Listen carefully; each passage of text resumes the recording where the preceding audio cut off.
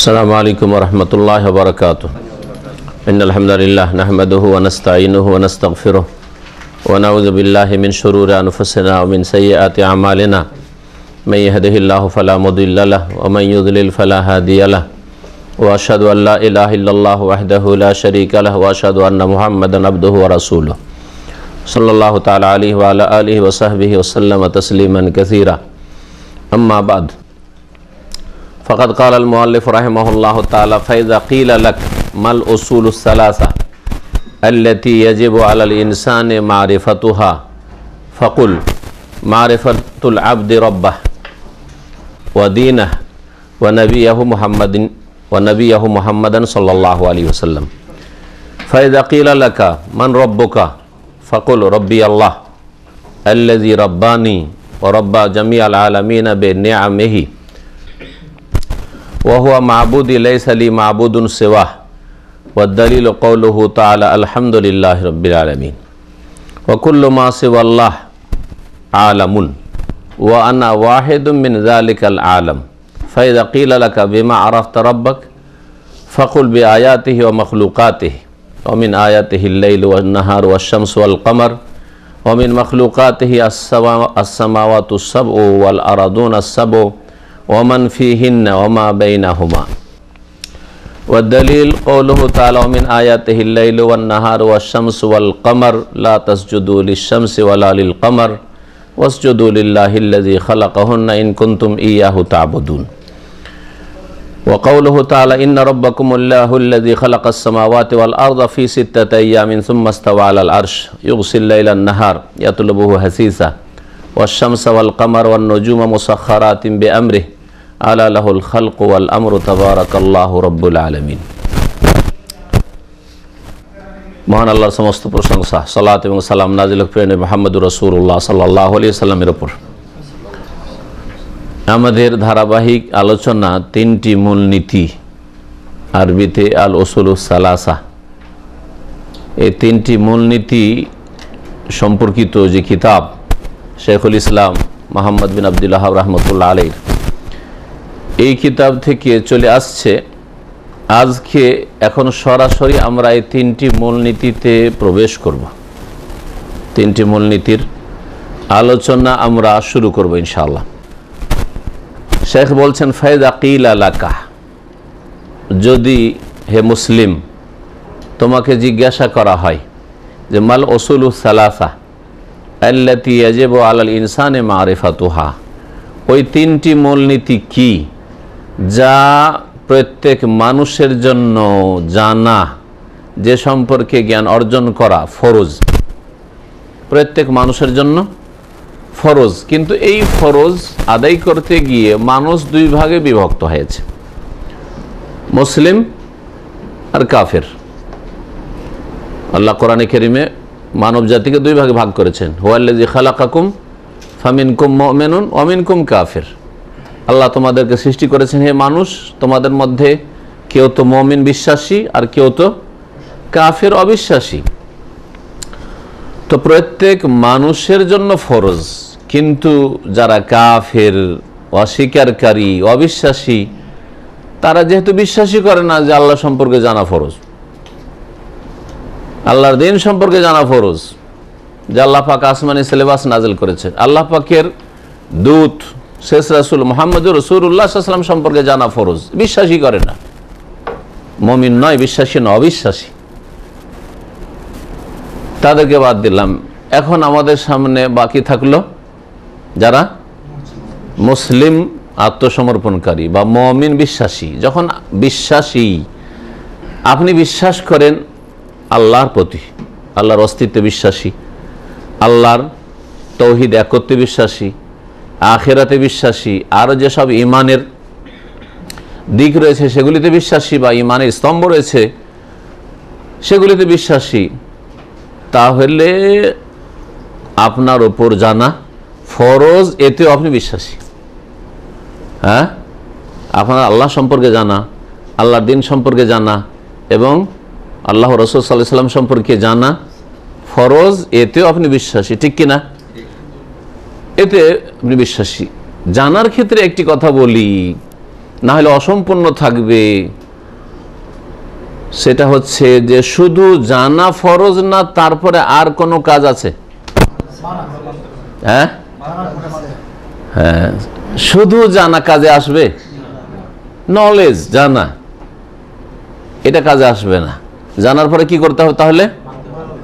মানা। সেটা যদি বিশ্বাসের বিষয়, আকীদার বিষয় হয়, আল্লাহ সম্পর্কে জানবেন, দ্বীন সম্পর্কে জানবেন, রাসূল সম্পর্কে জানবেন, জানার পরে যেটা বিশ্বাস করার সেটা বিশ্বাস করবেন, আকীদার কথা বিশ্বাস করবেন, ইবাদত বন্দেগীর কথা, আদেশ নিষেধের কথা, আদেশ হলে তা পালন করবেন, আর নিষেধ হলে যেই কথা কাজ নিষেধ সেটা থেকে বিরত থাকবেন, সেটা ছেড়ে দেবেন।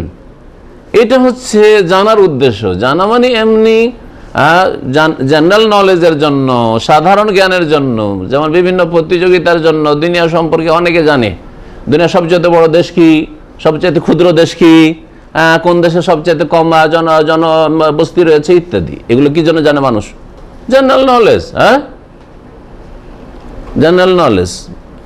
এই জেনারেল নলেজের জন্য জেনে কোনো ফায়দা নেই, কোনো লাভ নেই। জানার উদ্দেশ্য হচ্ছে কি করা? মানা। বিশ্বাসের বিষয় হলে বিশ্বাস করা, আর আমলের বিষয় হলে আমল করা, আর বেঁচে থাকার বিষয় হলে বেঁচে থাকা। জি। তো যদি আপনাকে জিজ্ঞেস করা হয় যে ওই তিনটি মূলনীতি কি, যে সম্পর্কে প্রত্যেক মানুষের জন্য জ্ঞান অর্জন করা ফরজ, এবং জ্ঞান অর্জন করার পরে জানার ভিত্তিতে, জ্ঞানের ভিত্তিতে যা সঠিক জানবেন সঠিক বিশ্বাস করবেন, সঠিক জানবেন সঠিক আমল করবেন। ভুল যদি জানেন তাহলে ভুল বিশ্বাস। হ্যাঁ, আল্লাহ নিরাকার, ভুল জানা আছে, ভুল বিশ্বাস। হ্যাঁ, আল্লাহ সর্বত্র বিরাজমান, ভুল জানা আছে, ভুল বিশ্বাস। ঠিক কিনা? আল্লাহ রাব্বুল আলামিনের হাত নাই, কুদরতি হাত, ভুল জানা আছে, ভুল বিশ্বাস। হ্যাঁ, আল্লাহ পাকের চেহারা মানে সত্তা, ভুল নলেজ, ভুল জ্ঞান, সুতরাং ভুল বিশ্বাস। বোঝা গেছে? নামাজ, ভুল নামাজ জানা আছে, সেজন্য ভুল নামাজ পড়েন। নামাইতওয়ালা নামাজ পড়েন, ভুল নামাজ জানেন, ভুল নামাজ পড়েন। মোনাজাতওয়ালা বিদাতি নামাজ পড়েন, কারণ বিদাতি নামাজ জানেন। তাহলে সঠিকটা জেনে সঠিকটা পালন করতে হবে, সঠিকটা বিশ্বাস করতে হবে। যদি তোমাকে জিজ্ঞেস করা হয়, হে মানুষ, বিশেষ করে মুসলিমকে বলছি, কারণ মুসলিম হচ্ছে বিশ্বাসী, যে কি সম্পর্কে জানা ফরজ, বা ওই তিনটি বিষয় কি, যে তিনটি বিষয় সম্পর্কে জানা ফরজ তোমার উপর, ফাকুল, তাহলে উত্তরে এই কথা বলবে। লেখক তাহলে জানিয়ে দিচ্ছেন, কেউ যদি জিজ্ঞেস করে যে তিনটি বিষয় সম্পর্কে আপনি একজন মানুষ হিসাবে জানা আবশ্যক, তাহলে উত্তর কি দেবেন? লেখক উত্তর শিখিয়ে দিয়েছেন। উত্তর এই কথা বলো, মারিফাতুল আবদে রব্বাহু, বান্দার তার প্রতিপালক সম্পর্কে জ্ঞান অর্জন করা। তাহলে আল্লাহ সম্পর্কে জ্ঞান অর্জন করে সঠিক জ্ঞান অর্জন করবেন এবং সঠিক বিশ্বাস রাখবেন, সঠিক বিশ্বাস রাখবেন। ওয়াদিনাহু, এবং আল্লাহর দিন সম্পর্কে জ্ঞান অর্জন করা। দ্বিতীয় বিষয়টা, দ্বিতীয় মূলনীতি। প্রথম মূলনীতি তাহলে আল্লাহ সম্পর্কে জ্ঞান অর্জন করা এবং সেই সঠিক জ্ঞানের ভিত্তিতে বিশ্বাস করা। আল্লাহর দিন সম্পর্কে সঠিক জ্ঞান অর্জন করা এবং সহিশুদ্ধ আমল করা।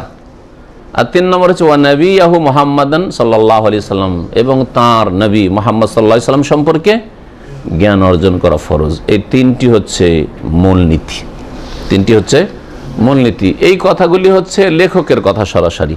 এখন এই কথাগুলির ব্যাখ্যা আল্লামা ইবনে উসাইমিন রাহমাতুল্লাহ আলাইহি যে পেশ করেছেন, সেখান থেকে আরও কিছু অন্য কিতাবাদি থেকে যা আল্লাহ পাক বলার তৌফিক দেবেন আপনাদের সামনে আমি বলার চেষ্টা করব। উসুল শব্দটি হচ্ছে বহু বচন, জামা। এক বচন হচ্ছে আসল, যেটাকে আমরা আমাদের বাংলা ভাষাকে বিকৃত করে বলি আসল বলি। কি বলি? আসল। আসল কোন শব্দ নেই, এটা আমরা বাংলাকরণ করেছি। আরবিকরণ করাকে তারিফ বলা হয়। হ্যাঁ, প্যারাডাইসকে ফিরদৌস করা হয়েছে, বোঝা গেছে? টেলিভিশনকে তেলফিজিয়ন করা হয়েছে, রেডিওকে রাদিও করা হয়েছে। এগুলো হচ্ছে তারিফ, আরবি বানানো, আরবিকরণ। ওই রকমই বাংলাকরণ করে আমরা আসলকে কি করে দিয়েছি? আসল। জি। তো আসল মানে কি? মূল, জানা আছে অর্থ। আসল মানে হচ্ছে মূল। তো মূল কোনটা? মূল কোনটাকে বলে? যার ওপর অন্য কিছু নির্ভরশীল। হ্যাঁ, আপনার বাপ মা আপনার মূল, তাদের ওপর আপনার দুনিয়াতে আসা নির্ভরশীল, তাদের মাধ্যমে আপনি আপনি অস্তিত্বে এসেছেন, এটা হচ্ছে মূল। তো আসল কাকে বলে? এর সংজ্ঞা মা ইউবনা আলাইহি গায়রুহু, যার ওপর অন্য কিছুর ভিত্তি রাখা হয়, অন্য কিছুর বুনিয়াদ রাখা হয়। অমিন যালিকা আসলুল জিদার, এখান থেকে দেয়ালের কি, দেয়ালের ফাউন্ডেশন যেটা ভিত, দেয়ালের ভিতকে কি বলা হয়, বা বিল্ডিং এর ঘরের ভিতকে আরবিতে বলা হয় আসল বলা হয়। আসল, জি, আসল বা আসাস, আসল বলা হয়, আর কি বলা হয়? আসাস। এই জন্য আসাসা ইউআসসিসু তাসিস মানে হচ্ছে ভিত্তি স্থাপন করা। আফামান আসাসা বুনিয়ানাহু আলা শাফা জুরুফিন হারিন, কোরআন কারীম সূরা তাওবার আসাসা। জি। আর এই আসল শব্দটি গাছের কাণ্ডের ক্ষেত্রে বা শিকড়ের ক্ষেত্রে ব্যবহৃত হয়। গাছের শিকড়কে বলে আর গাছের কাণ্ডকে বলে। জি। ওয়াসলু শাজার আল্লাযী ইয়াতাফাররা মিনহুল আগসান, গাছের মূল, গাছের মূল কোনটা? এক তো শিকড় যেটা জড়গুলি, আর তার উপরে যে কাণ্ডটা আছে, বডিটা আছে, এটা হচ্ছে আসল, আসলু শাজারা। আর তার উপর নির্ভরশীল হচ্ছে ডালগুলি, হ্যাঁ, তারপরে জি লতা পাতা। মহান আল্লাহ ইরশাদ করেছেন, আলাম তারা কাইফা দারাবাল্লাহু মাসালান কালিমাতান তাইয়্যিবাতান কাশাজারাতিন তাইয়্যিবাতিন আসলুহা সাবিতুন ওয়া ফারউহা ফিস সামা। তুমি কি দেখোনি চিন্তা করে?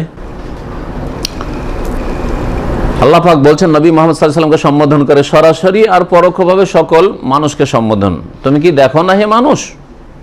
কাইফা দারাবাল্লাহু মাসালা, কেমন ভাবে আল্লাহ পাক উপমা পেশ করছেন। উপমা, বর্ণনা, যারাবা মানে এখানে বর্ণনা করা।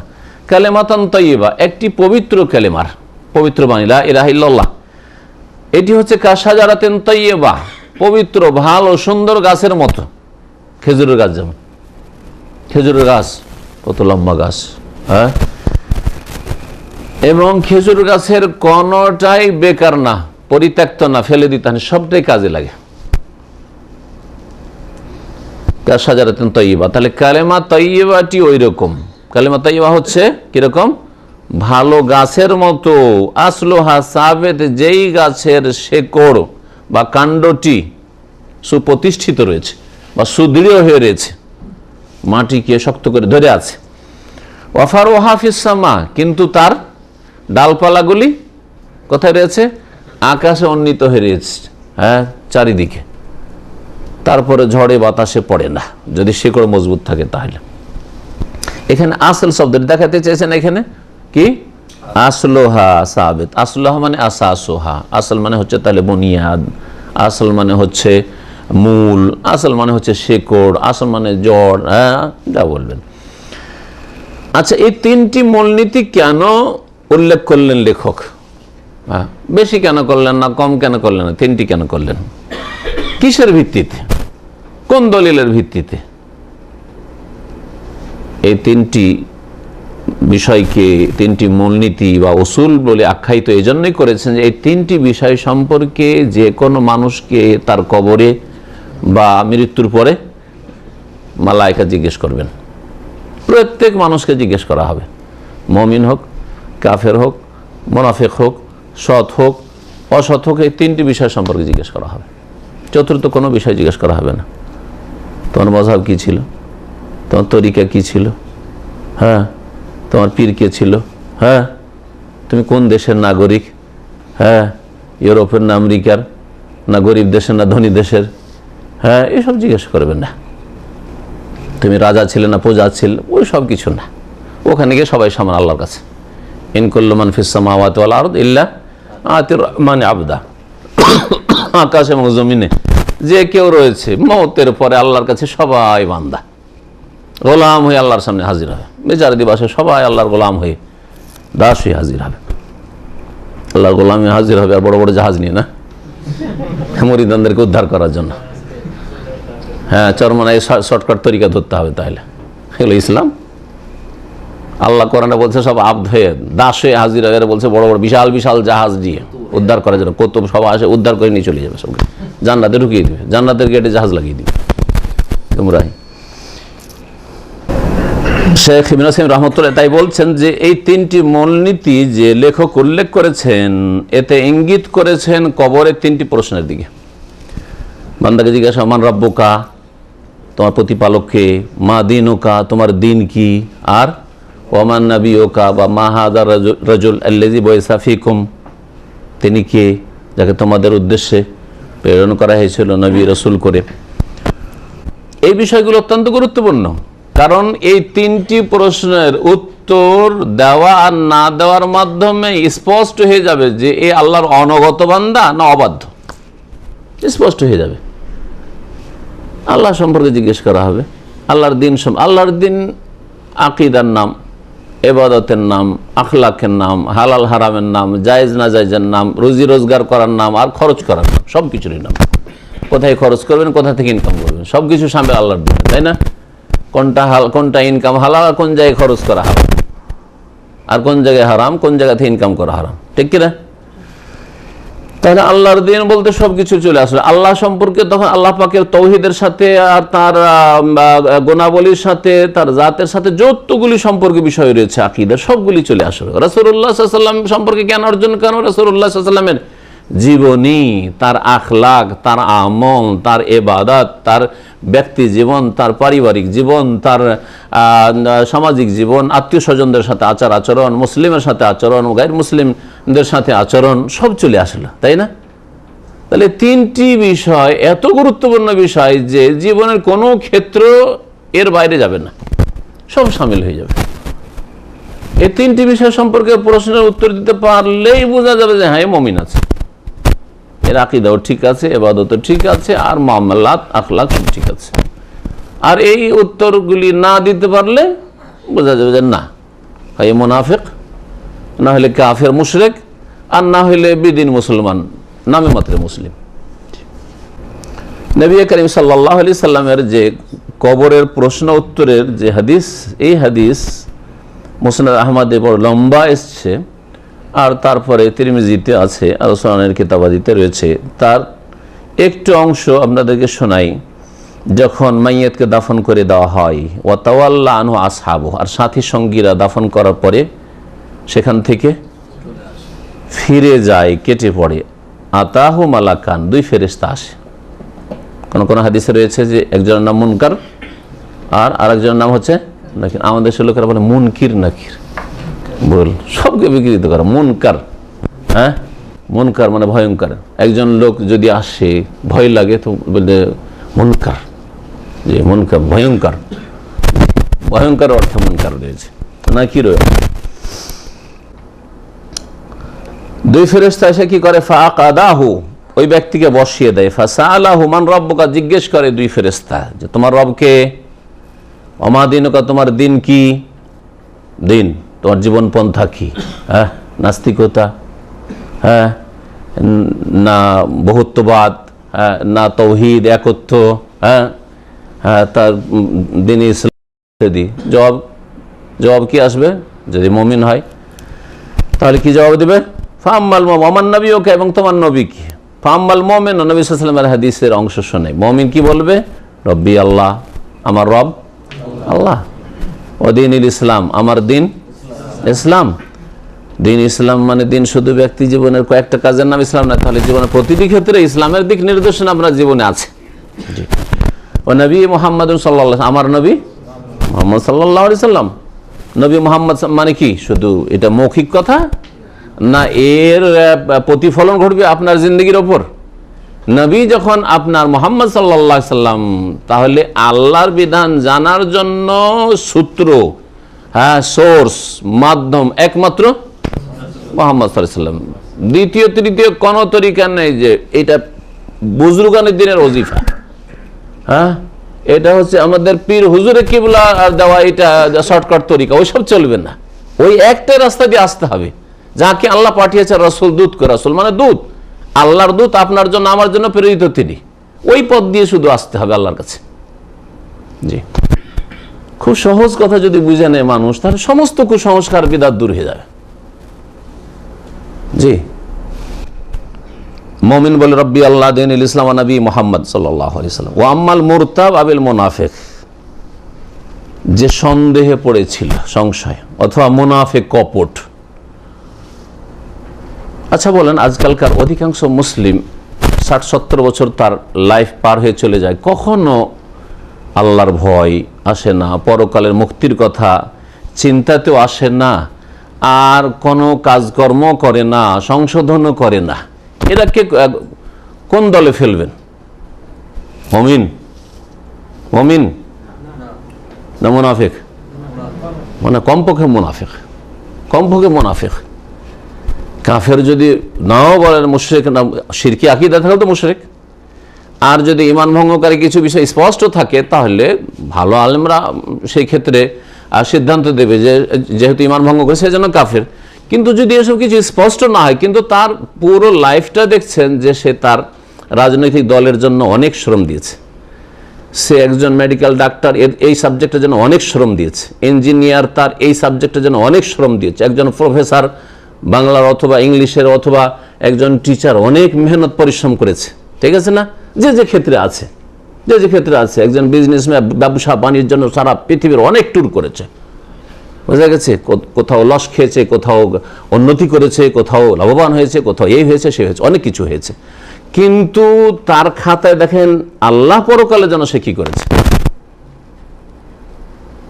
নামাজ সারা জিন্দেগিতে তার 5 ওয়াক্ত নামাজ নেই, মাঝে মধ্যে দেখা দেখি লোকের মতো পড়ে।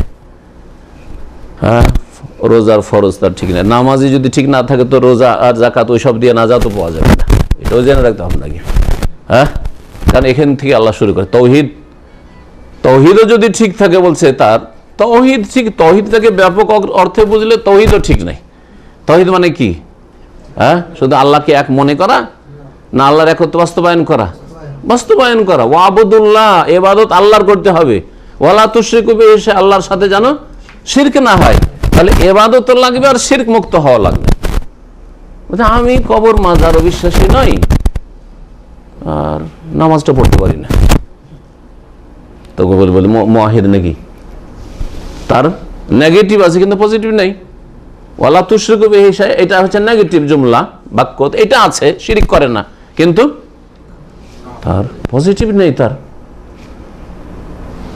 তাহলে বোঝা গেল যে আমাদের সমাজে কিছু লোকেরা মনে করে যে এরা শিরক করে না, হ্যাঁ, এরা তৌহিদপন্থী। তৌহিদপন্থী মানে ইবাদত, 5 ওয়াক্ত নামাজ নেই, কিসের তৌহিদপন্থী? তৌহিদ মানে একত্ব প্রতিষ্ঠা করা। তো একত্ব কই? সেই এক আল্লাহ রাব্বুল আলামিন তো 5 ওয়াক্ত নামাজ ফরজ করেছেন, তাকে সেজদা করে এটা স্বীকৃতি দেওয়া যে আমি তোমার ইবাদত করি, আল্লাহ তুমি হুকুম করেছো ইয়া আইয়ুহান নাস উবুদু রাব্বাকুম, রবের ইবাদত করো, আমি ইবাদত করছি। কোথায়? ইসলামকে আমাদের দেশের মানুষরা বুঝে না। অনেকে মনে করে যে আমরা কবর মাজার পূজা না করলেই হ্যাঁ আমরা সহি আকীদার হয়ে গেল। না, কখনো না, সহি আকীদার না। বিশেষ করে যারা নিজেদেরকে আমাদের ভারত উপমহাদেশে আহলে হাদিস মনে করে, কিন্তু বেনামাজি, এরা এখান থেকে ছাঁটাই হয়ে যাবে, এখানে ছাঁটাই হয়ে যাবে। আর যারা শিরক করে তারা ওয়ালা তুশরিকু বিহি শাইআ, ওখানে শিরক মুক্ত যেহেতু নাই সেজন্য ওখানে ছাঁটাই হয়ে যাবে। যদিও নামাজ পড়ে, ধর নামাজ পড়ে, অনেক বিদআতীরা আছে 5 ওয়াক্ত নামাজ পড়ে, দাঁড়িয়েও আছে, হ্যাঁ, আর যে ঢিলা ঢালা লেবাসকে সুন্নতি লেবাসও মনে করে, এই জুব্বাকে আরবরা আজকাল পরে ওইটাকে নবীর সুন্নতি লেবাস মনে করে, আর কত কি করে নফল মুস্তাহাব, কিন্তু ওইদিকে ওয়ালা তুশরিকু বিহি শাইআ শিরক আছে। তাহলে নাজাত পাবে না, নাজাত পাবে না। আজকাল অধিকাংশ মানুষ দুনিয়াদার হয়ে গেছে, মুসলিম অধিকাংশ দুনিয়াদার হয়ে, দুনিয়ার জন্য অনেক কিছু করেছে, কিন্তু আখিরাতের জন্য কিছুই করেনি। তাহলে কোথায় তোমার রব? আল্লাহ রবের জন্য কি করেছো? তোমার দিন ইসলাম, দিন ইসলামের কোনটাই পালন করেছে? তো কি করে জবাব দিবে? আপনি মনে করেন যে শুধু মানে ওই যারা দেব দেবীর পূজা করেছে আর কবর পূজা করেছে তারা জবাব দিতে পারবে না, আর জাতিতে মুসলমান নামাজ পড়ে তারা জবাব দিয়ে দিবে? রোজা রাখেনি, ফরজ ওয়াজিব আদায় করে জবাব দিয়ে দিবে? হারাম নাজায়েজ কাজে ডুবে থেকেছে, হ্যাঁ, দুনিয়ার অনেক কিছু করেছে, কিন্তু সহি নামাজটাই শিখলো না। কোনোদিন মাথার ব্যথা না যে আমাকে সহি ইসলামটা শিখতে হবে, কিন্তু দুনিয়ার অনেক সহি কিছু শিখেছে, টেকনোলজি শিখেছে, জবাব দিয়ে দিবে রব্বি আল্লাহ? কখনো জবাব দিতে পারবে না। এরা হচ্ছে মুরতাদ।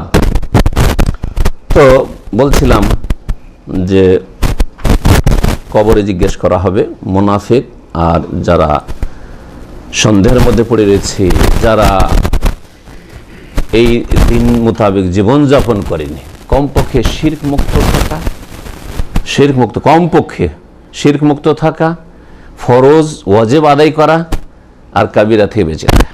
বুঝা গেছে? সুন্নাত মুস্তাহাব নাই থাকে, মাকরুহাত থেকে বেঁচে নাই থাকে। হ্যাঁ, তার জন্য নেকিতে ঘাটতি হইলেও আর মর্যাদায় নিচে নামলেও নাজাতের আশা করা যেতে পারে। তারপরে ভুল ভ্রান্তি হইলে যদি আল্লাহর ভয় থাকে, আল্লাহর প্রতি বিশ্বাস থাকে, তওবা করবে না করবে না? 60 বছরে অনেক কিছুই করতে পারছো, অনেকের সাথে ঝগড়া হচ্ছে, দ্বন্দ্ব হচ্ছে, মনোমালিন্য হচ্ছে স্বামী স্ত্রীতে, সেখানে মীমাংসা করে নিতে পারছে, কিন্তু আল্লাহর সাথে তো কখনো মীমাংসা এসে তওবা করতে পারলো না। তারপরে বলে মুসলিম। হ্যাঁ, তারপরে মুসলিম না, এরা ওই মুরতাদ বা মুনাফিকের অন্তর্ভুক্ত। ফায়াকুল, ওরা বলবে হা হা লা আদরি, হাই আফসোস, হাই হাই, হা হা মানে হাই হাই, আমরা যে আমাদের ভাষায় বলি, লা আদরি, জানি না কিছু। তখন আর হাই হাই করে কাজ হবে না, কারণ কর্মজগৎ শেষ হয়ে গেছে, কাজের সময় শেষ হয়ে গেছে, এখন বদলার জগৎ চলবে। সামিতুন নাস ইয়াকুলুনা শাইআন ফাকুলতু, এইরকম বেদিনরা বলবে যে লোকজনকে যেমনটা বলতে শুনতাম তেমনই আমরা বলতাম। হ্যাঁ, দেখে দেখি ধর্ম পালন করত। বলবে যে ভাই আমরা তো মুসলিম ছিলাম। হ্যাঁ, আমরা মুসলিম ছিলাম। আজকাল কি ভাই মুসলিম? মুসলিম, নামাজ পড়েন? কি বলেন, মুসলিম আবার নামাজ পড়বো না? সরাসরি বলবে না, বেনামাজিতে দেখেছেন স্বভাব, সরাসরি বলবে না যে আমি নামাজ পড়ি। কি বলেন আপনি, মুসলিম আবার নামাজ পড়তে হবে না? হ্যাঁ, খুব চালাকির সাথে উত্তর দেয় বেনামাজি। আল্লাহ সম্পর্কে জ্ঞান অর্জন করা, কেমন করে জ্ঞান অর্জন করবেন? আল্লাহ সম্পর্কে যে জানা কি 3টি মূলনীতির একটি, যেই সম্পর্কে জ্ঞান অর্জন করা এবং সেটা মেনে নেওয়া প্রত্যেক মানুষের জন্য ফরজ। কেমন করে আল্লাহ সম্পর্কে জ্ঞান অর্জন করবে? কয়েকটি পন্থা আছে। প্রথম হচ্ছে যে আল্লাহ পাকের সৃষ্টি নিয়ে গভীরভাবে চিন্তা করা এবং গবেষণা করা। আন-নাযরু ওয়া তাফাক্কুরু ফি মাখলুকাতিল্লাহি আযজা ওয়া জাল। আল্লাহ পাক রব্বুল আলামিনের সৃষ্টি জগৎ, আল্লাহ পাকের সৃষ্টির মধ্যে আপনিও কিনা? তাহলে আপনার মাথা থেকে পা পর্যন্ত আপনি নিজের শরীরটা দেখেও আল্লাহকে চেনার চেষ্টা করবেন। এই মর্মে কোরআনে কারীমের আয়াত, ওয়াফি আনফুসিকুম আফালা তুবসিরুন, তোমাদের মধ্যেই আল্লাহকে চেনার দলিল প্রমাণ রয়েছে, তোমরা কি দেখো না? এটা হচ্ছে সহি তাফসীর। আর কুফরিয়া, শিরকিয়া, হুলুলিয়া তাফসীর শুনবেন। হ্যাঁ, ওয়াহাদাতুল ওজুদের তাফসীর শুনবেন, কুফরি তাফসীর। ওয়াহাদাতুল ওজুদ মানে হ্যাঁ কি, ওর মানে সবকিছুর অস্তিত্ব এক। হ্যাঁ, সবকিছুর অস্তিত্ব এক, সৃষ্টিকর্তা আল্লাহ আর সৃষ্টি হ্যাঁ ভিন্ন ভিন্ন নাই, এক। হ্যাঁ, বোঝা গেছে না? এই ওয়াহাদাতুল ওজুদ, এটি কুফরি আকীদা। এই আকীদা মানে যা কিছু পৃথিবীতে আছে তাতে কি আছে? স্রষ্টা আছে। হিন্দুদের দেবদেবীতে কি আছে তাহলে? ও তো কি আছে? আল্লাহ আছে। তাহলে যদি কেউ দেবদেবীর পূজা করে, আমি আল্লাহর পূজা করছি, হ্যাঁ আল্লাহর ইবাদত করছি, দেবদেবী উপাসনা করে। হ্যাঁ, কেউ যদি কবর পূজা করে, যে কবরে তো আল্লাহ আছে, কারণ সৃষ্টি আর স্রষ্টার অস্তিত্বে কোনো পার্থক্য নেই। ওয়াহদাতুন, এক, আর ওজুদ, অস্তিত্ব হচ্ছে এক, সৃষ্টি আর স্রষ্টা। এই কুফরি আকীদা, হ্যাঁ, আর জন্য তারা কোরআনে কারীমের অর্থের বিকৃতি ঘটিয়েছে। শব্দের বিকৃতি ঘটাতে পারে, অর্থের বিকৃতি ঘটেছে। কেমন করে? ভালো করে শুনুন।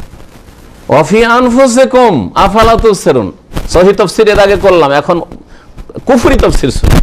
কোরআনে কারীমে কুফরিয়া তাফসীরও আছে যা তারা করে। তোমাদের মধ্যে তো আল্লাহ আছে, আফালা তুবসিরুন, দেখতে পাও না? বোঝা গেছে? তার মানে তোমাদের মধ্যে আল্লাহ আছে, সবকিছুতে আল্লাহ সর্বত্র বিরাজমান, সবকিছু ওয়াহদাতুল ওজুদ। এবার বুঝলেন? এখানে আল্লাহর জাত, আল্লাহর সত্তা তোমাদের মধ্যে আছে, এই কথা বোঝানো হয়নি। সহি তাফসীর কি বোঝানো হয়েছে? আল্লাহকে চেনার জন্য যেসব দলিল প্রমাণ লাগে, যেসব লক্ষণ লাগে, যে প্রুফ লাগে, সেগুলি আছে, নিদর্শন যেগুলি আয়াতে কওনিয়া, সৃষ্টিগত যেগুলি আয়াত বলা হয়েছে। এগুলি আছে। এটি কি এমনিতে আম খালাকু মিন গায়রি শাইইন আম হুমুল খালিকুন, আল্লাহ কোরআনে বলছেন এমনিতে প্রাকৃতিক ভাবে তোমরা সৃষ্টি হয়ে গেছো, না তোমরা নিজেরা নিজেদেরকে সৃষ্টি করেছো? কেউ বলতে পারে যে আমি আমাকে সৃষ্টি করেছি, অথবা আমার বাপ মা আমাকে সৃষ্টি করেছে। হ্যাঁ, না এমনিতে প্রাকৃতিক। প্রাকৃতিক কোথায়? প্রাকৃতিক এভাবে প্রাকৃতিক হয়ে যায়। এত সুন্দর করে সুঠাম করে আল্লাহ পাক করলেন কাদ্দারা ফাহাদা। হ্যাঁ হ্যাঁ, সাব্বিহিসমা রাব্বিকাল আ'লা আল্লাযী খালাকা ফাসাওয়া। হ্যাঁ, কত সুন্দর করে আল্লাহ তৈরি করেছেন। এমনিতে এগুলো প্রাকৃতিক সব? কখনো না। আর যখন থেকে আল্লাহ মানুষকে পাঠিয়েছেন তখন থেকে তাদেরকে আল্লাহ সম্পর্কে জ্ঞান দিয়েছেন, আল্লাহর মারিফাত সম্পর্কে জ্ঞান দিয়েছেন আদম আলাইহিস সালাম থেকে শুরু করে। আল্লাহ পাক মানুষকে জাহেল অজ্ঞ করে ছেড়ে দেননি। ওয়া আল্লামা আদম আল আসমা কুল্লাহ, আল্লাহ শিখিয়ে দিয়েছেন আদম আলাইহিস সালামকে। তো যাই হোক, কথা মনে যাচ্ছে। বলছিলাম যে আল্লাহ পাকের সৃষ্টিগুলিকে গভীরভাবে দেখলে, সৃষ্টি নিয়ে গবেষণা করলে কাকে চেনা যায়? আল্লাহকে চেনা যায়। আল্লাহ সম্পর্কে দলিল প্রমাণ পাওয়া যায়। যদি এত সুন্দর সুন্দর মানুষ প্রাকৃতিক তৈরি হয়ে যায়, হ্যাঁ এমনিতে তৈরি হয়ে যায়, তো আমি যদি বলি যে এই বোতলটা এমনিতে তৈরি হয় টেবিলে প্রাকৃতিকভাবে এখানে এসে সেট হয়ে গেছে, আমাকে সত্যবাদী বলবেন, মিথ্যাবাদী বলবেন? পাগলামি করতে পারে, কিন্তু সামান্য যার জ্ঞান আছে বলবে এটা কোনো জায়গায় তৈরি হয়েছে, পানি আবার ভরা হয়েছে ওতে, তারপরে আবার এটা বন্ধ করা হয়েছে, তারপর আবার ওখান থেকে এসছে বাজারে, তারপরে বাজার থেকে কিনে নিয়ে আসা হয়েছে, তারপরে কেউ এখানে দিয়ে গেছে, ঠিক কিনা? এতগুলি কথা সব বুঝতে পারছেন। এই সামান্য ক্ষুদ্র থেকে ক্ষুদ্র, এর চেয়ে কোনো ক্ষুদ্র জিনিস নেন। হ্যাঁ, এটা সরিষার দানার সমান জিনিসও যদি নেন তাও বলবে যে না এটা কোনো জায়গা থেকে তৈরি হয়েছে, ঠিক কিনা? আর আসমান জমিন মানুষ, হ্যাঁ পশু পাখি সব কিছু সব প্রাকৃতিক মিথ্যুকরা। অহংকার রয়েছে এদের অন্তরে, এদের প্রকৃতি, এদের নেচার যদিও আল্লাহকে স্বীকার করে কিন্তু এদের জবান স্বীকার করে না, অহংকার বশত। এই জন্য নাস্তিকের অহংকারী।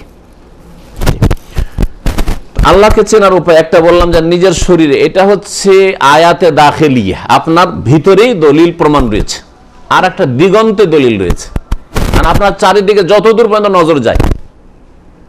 আল্লাহ কোরআনে কারীমে ইরশাদ করেছেন একটি আয়াতে, সানুরিহিম আয়াতিনা ফিল আফাক ওয়া ফি আনফুসিহিম, নিঃসন্দেহে আমি মানব জাতিকে আমার নিদর্শনাবলী দেখাবো, মানে দলিল প্রমাণ দেখাবো।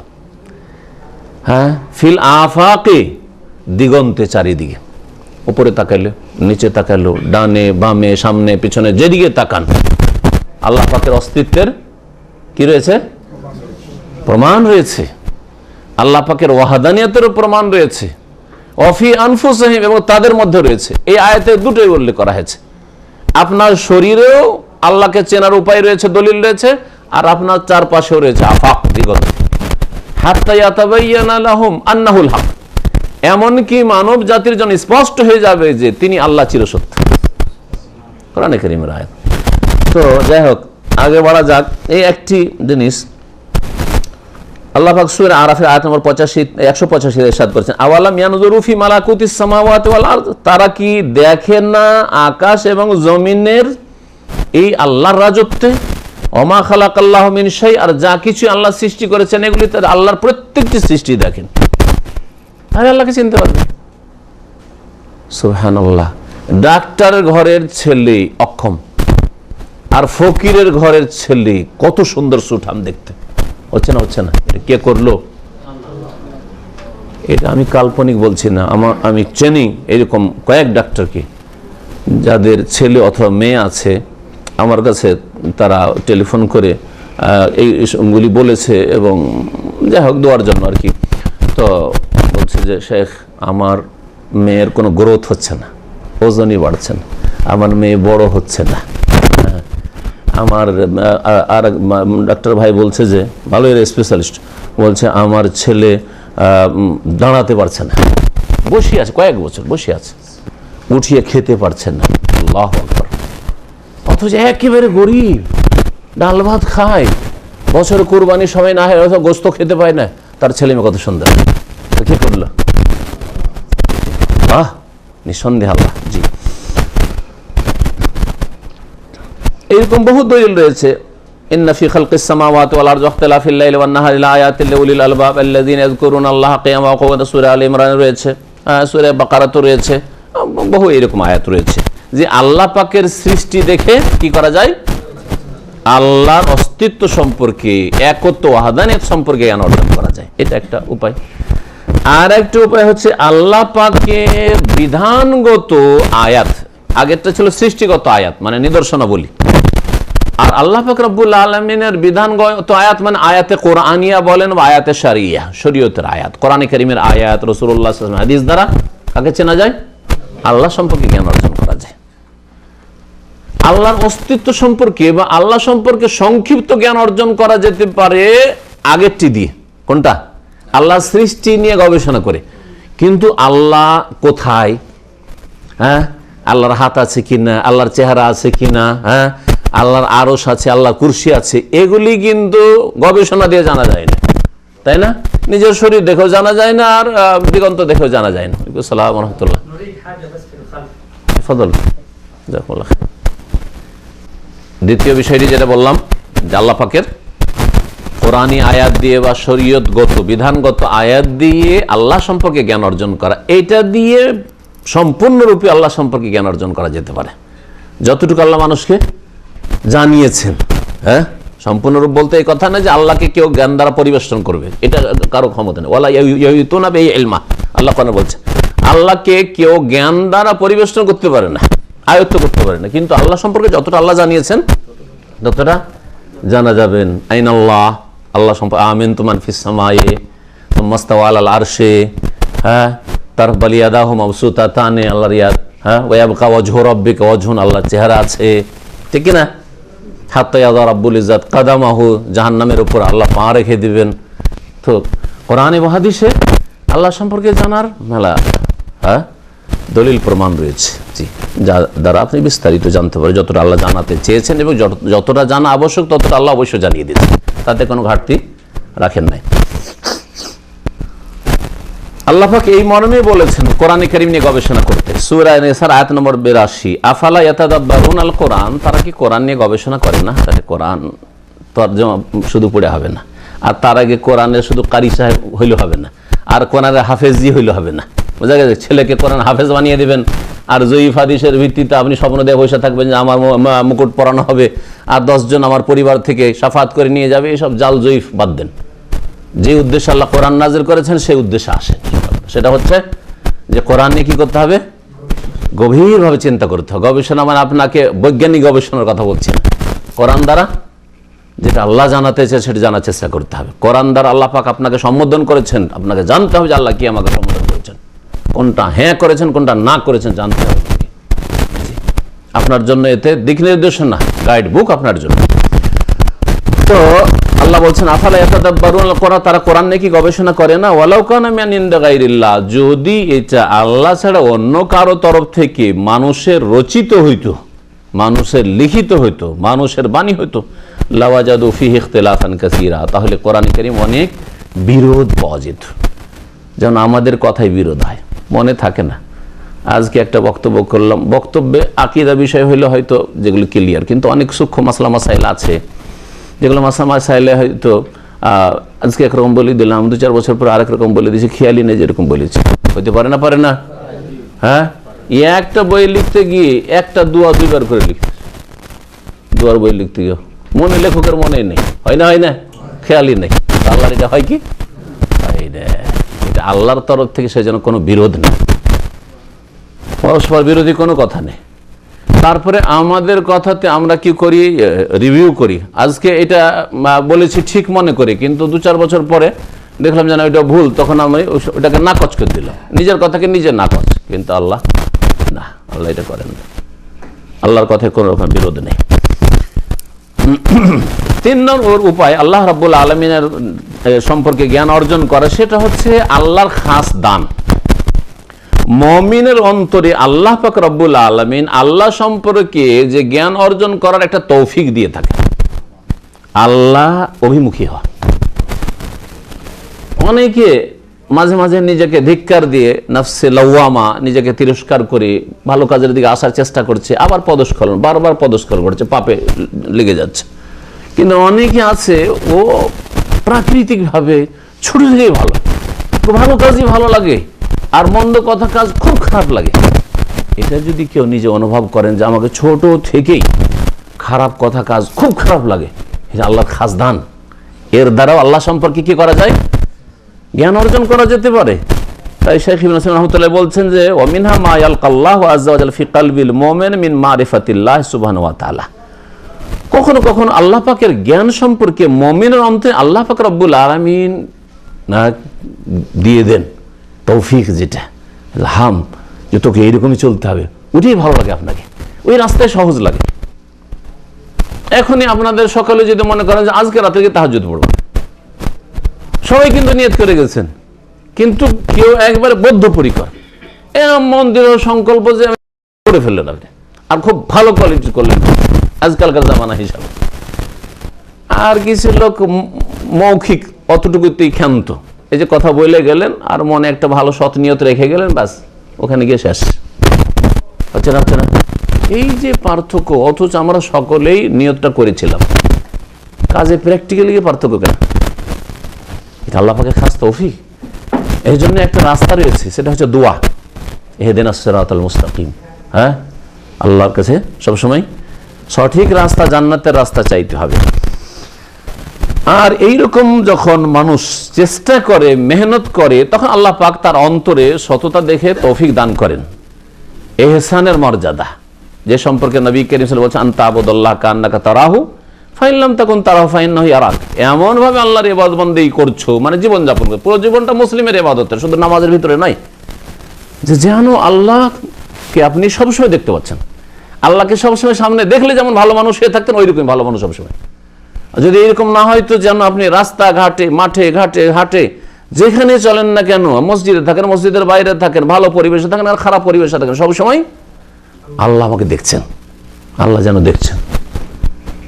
বাপের সামনে সিগারেট ধরাইতে পারেন না, হ্যাঁ, বাপের সামনে, মায়ের সামনে কারোর সাথে প্রেমের গল্প ধরাইতে পারছেন না, স্ত্রীর সামনে প্রেমের টেলিফোন করতে পারছেন না, আর এই দিকে আবার আল্লাহর সামনে ধরিয়ে দিয়েছেন ঘন্টার ঘন্টা আমোদ ফুর্তি চলছে। এটা কি করে?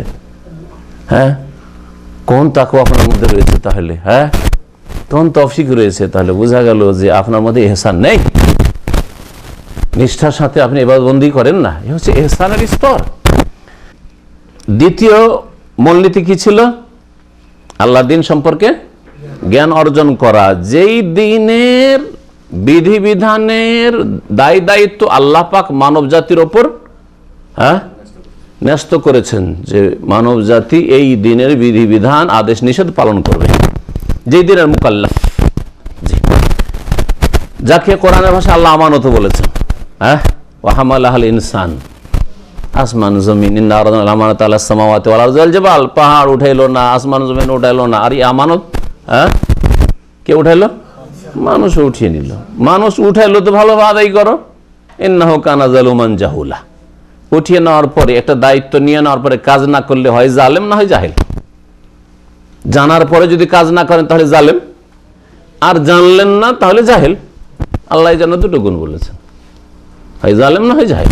আপনি জানছেন যে এটা হারাম কাজ, তারপর করে যাচ্ছেন, তাহলে জালেম আপনি। আর জানছেন না, মশলা জানছেন না, যেটা সুন্নত না বিদআত, জানলেন না, তো মূর্খ আপনি। মুসলিম মূর্খ থাক, জাহেলও থাকতে পারেন, আর মুসলিম জালেম হইতে পারেন।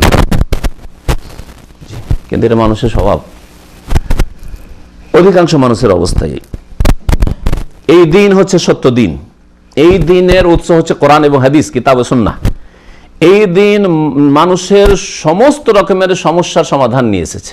এই দিন ইসলামের মধ্যে সমস্ত ব্যক্তির, স্থানের আর কালের কি রয়েছে?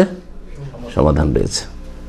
এই নয় যে এই দিনের চোরের হাত কাটার সমাধান 1400 বছর আগে ঠিক ছিল, আজকাল চলবে না। যদি এইরকম কেউ যদি ভাবে যে আজকাল চলবে না, আজকাল নতুন নতুন আইন কানুন এসছে, আর নতুন নতুন সংবিধান এসছে, আর কত পৃথিবী উন্নতি করেছে, আজকাল সায়েন্স টেকনোলজির যুগে কোরআনের শাসন, কেসাস, হ্যাঁ, হত্যার বদলে হত্যা, চোরের হাত কাটা, আর জেনার জন্য সংসার করা, এগুলো কেমন? এ কেমন যে অস্বীকার নাও করেন তাহলে মুমিন না আপনি? কেমন? কেন? আল্লাহ পাক যে বিধান নাযিল করেছেন, আল্লাহ শেষ রাসূল করে এই বিধান এই জন্য পাঠিয়েছেন যে কিয়ামত পর্যন্ত যত মানুষ এসেছে আর আছে আর আসবে সকলের সমস্যার সমাধানের সবচেয়ে উত্তম উপায়, এবং শুধু সবচেয়ে উত্তম বলা ভুল হবে, একমাত্র উপায় হচ্ছে কোরআনের বিধান, কোরআনী আইন। মুসলিমদের ব্যক্তি জীবনে অনেক ত্রুটি রয়েছে। মুসলিমদেরকে একটা অমুসলিম যদি দেখে তাহলে মুসলিম এক দিগন্তে আর ইসলাম আর এক দিগন্তে। ইসলাম বলে ভালো আচরণ করার জন্য, মুসলিমের খারাপ আচরণ। ইসলাম সততার শিক্ষা দেয়, হ্যাঁ, ইসলাম নমনীয়তার শিক্ষা দেয়, মুসলিম অহংকারী, হ্যাঁ, মুসলিম খেয়ানত করে, মুসলিম বেঈমানি করে, ইত্যাদি ইত্যাদি। তো এটা দেখে অনেক সময় বিভ্রান্তির শিকার হয় একজন অমুসলিম ইসলামের কাছাকাছি আসলে। ভারতের সংবিধান যে তৈরি করেছিলেন ডক্টর আম্বেদকর, সুদূরদের মধ্যেকার একজন খুব উচ্চশিক্ষিত লোক ছিলেন। 47-এ যখন ভারত স্বাধীন হলো, হিন্দুস্তান পাকিস্তান দুই দেশে ভাগ হলো আবার ভারত, সেই সময় যে সংবিধান তৈরি করেছিলেন উনি ইসলাম স্টাডি করতে করতে করতে একেবারে কাছে চলে আসলেন আমি ইসলাম গ্রহণ করিনি। কিন্তু আল্লাহ তাকে হতভাগা করেছেন, আল্লাহ পাকের হিকমতে আল্লাহ পাক রব্বুল আলামিন তৌফিক দিলেন না। কারণ সে চেষ্টা করলো না, হ্যাঁ, যে আল্লাহ পাক তাকে ধাক্কা দিয়ে জাহান্নামের রাস্তায় লাগিয়ে দিয়েছে। হ্যাঁ, আল্লাহ পাক তাকে বুঝার সুযোগ করে দিয়েছে, অনেক কিছু বুঝা। আর পরে সে বলল যে ইসলাম হচ্ছে সত্য ধর্ম। হঠাৎ করে শয়তান তার নজরটা কি নিয়ে চলে গেল কোথায়? মুসলিম সমাজের উপর। জেলে দেখলে মুসলিম চোর ডাকাত বেশি, মুসলিম অপরাধী বেশি, হ্যাঁ, মুসলিমরা এই রকম আর ইসলাম এই রকম। ইসলাম তাওহীদ শেখা, মুসলিমরা কবর পূজারি। আমরা যেগুলো মন্দিরে করি ওই কাজগুলিতে এরা কবর মাজারে করছে। পার্থক্য কোথায়? হ্যাঁ, আখলাক আমলে পাপে হিন্দুরা যেসব পাপ করছে মুসলিমরাও সেসব পাপ করছে। এসব দেখার পরে তার ঘৃণা জন্মে গেল, বলে না আমি ইসলাম গ্রহণ করব না, হতভাগা হয়ে গেল। জি, তো এইরকম অনেকেই বিভ্রান্তির শিকার হয়েছে। সেই জন্য বলছি যে আপনাকে মুসলিম দেখলে হবে না, কারণ এই মুসলিম যে পাপী মুসলিম সে ইসলামের প্রতিনিধি নয়। ইসলামের প্রতিনিধি মুহাম্মদ রাসূলুল্লাহ সাল্লাল্লাহু আলাইহি ওয়াসাল্লাম, এবং তার সত্যিকার যারা অনুসারী, সত্যিকার অনুসারী যদি কেউ থাকে, আর তারা হচ্ছে কোরআন এবং হাদিসের বাস্তবায়নকারী, তারা হচ্ছে ইসলামের প্রতিনিধি। না হইলে মুসলিম জাতি হিসাবে ইসলামের প্রতিনিধি নয়, যদি ইসলামের বাস্তবায়ন না করে। তাহলে তৃতীয় মূলনীতি কি ছিল? মারিফাতুল ইনসানি নবিয়্যহু মুহাম্মাদিন সাল্লাল্লাহু আলাইহি ওয়াসাল্লাম, মানুষের নবী মুহাম্মদ সাল্লাল্লাহু আলাইহি ওয়াসাল্লাম সম্পর্কে জ্ঞান অর্জন করা, এবং জ্ঞান অর্জন করে, হ্যাঁ, ওমা আতাকুমুর রাসূলু ফাখুযুহু, রাসূলুল্লাহ সাল্লাল্লাহু আলাইহি ওয়াসাল্লাম যা দিয়েছেন, করতে বলেছেন, বলতে বলেছেন, করেন আর বলেন। ওমা নাহাকুম আনহু, আর যেই কথা কাজ থেকে বারণ করেছেন, ফান্তাহু, বিরত থাকো। এই জন্য রাসূলকে জানার, রাসূল সম্পর্কে এই জন্য জ্ঞান অর্জন করবেন না যে আমি একটা হিস্ট্রি জানলাম, একজনের জীবনী জানলাম, হ্যাঁ, না, তার সম্পর্কে জানবেন এই জন্য যে তিনি আপনার জন্য একমাত্র আদর্শ মানুষ। উসওয়ায়ে হাসানাহ, লাকাদ কানা লাকুম ফি রাসূলিল্লাহি উসওয়াতুন হাসানাহ, নিঃসন্দেহে তোমাদের জন্য আল্লাহ রাসূল সাল্লাল্লাহু আলাইহি ওয়াসাল্লামের মধ্যে রয়েছে উত্তম আদর্শ। সূরা আহজাবের আয়াত। তো এই ছিল তৃতীয় মূলনীতি। নবী সাল্লাল্লাহু আলাইহি ওয়াসাল্লাম সম্পর্কে যখন জানবেন, প্রথম জানবেন নবী সাল্লাল্লাহু আলাইহি ওয়াসাল্লামের জীবনী সম্পর্কে। নবী সাল্লাল্লাহু আলাইহি ওয়াসাল্লামের জীবনী চর্চাই করাই হচ্ছে আপনার ইবাদত। কোরআনে কারীমের চর্চা করা, কোরআনের অর্থ বোঝা, তরজমা তাফসীর বোঝা, আল্লাহ কি সম্বোধন করেছেন, রাসূলুল্লাহ সাল্লাল্লাহু আলাইহি ওয়াসাল্লামের হাদিস বোঝা, আর তারপরে সিরাতুন নবী, নবীর জীবনী বোঝা। তারপরে অন্য সাবজেক্ট আসবে, তারপরে অন্য সাবজেক্ট আসবে। কারণ কোরআন এবং হাদিসের মধ্যে আল্লাহর দ্বীন চলে আসে না। হ্যাঁ, সুতরাং যে ফিকহ যেটাকে বলা হয়েছে, ফিকহি মাসলা মাসাইল, সেগুলি কোরআন এবং হাদিসে আছে, সেগুলি কোরআন এবং হাদিসে আছে। সেখান থেকে ইস্তেমবাদ করে ফুকাহারা জনসাধারণের জন্য বা সাধারণ আলেমদের জন্য সহজ করে দিয়েছে একটু দিনকে। নাহলে কোরআন এবং হাদিসে আল্লাহর দ্বীন সম্পর্কে অর্জন করার জন্য সেখানে পাথর আছে। রাসূলুল্লাহ সাল্লাল্লাহু আলাইহি ওয়াসাল্লামের জিন্দেগি সম্পর্কে জানবেন যে তার ইবাদত কেমন ছিল, তার আখলাক কেমন ছিল, তার দ্বীনের দাওয়াত কেমন ছিল, তার জিহাদ ফি সাবিলিল্লাহ কেমন ছিল, তার জীবনের প্রত্যেকটি দিক, মানুষের জীবনে যে বিভিন্ন দিক রয়েছে ওই দিকগুলি সম্পর্কে জানবেন এবং জানার পরে আপনি সেগুলি পালন করবেন। নবী সাল্লাল্লাহু আলাইহি ওয়াসাল্লামের আন্তর্জাতিক কেমন আচরণ ছিল তাও আছে, নবীর সিরাতে নেই? অমুসলিমদের সাথে কেমন আচরণ ছিল নেই?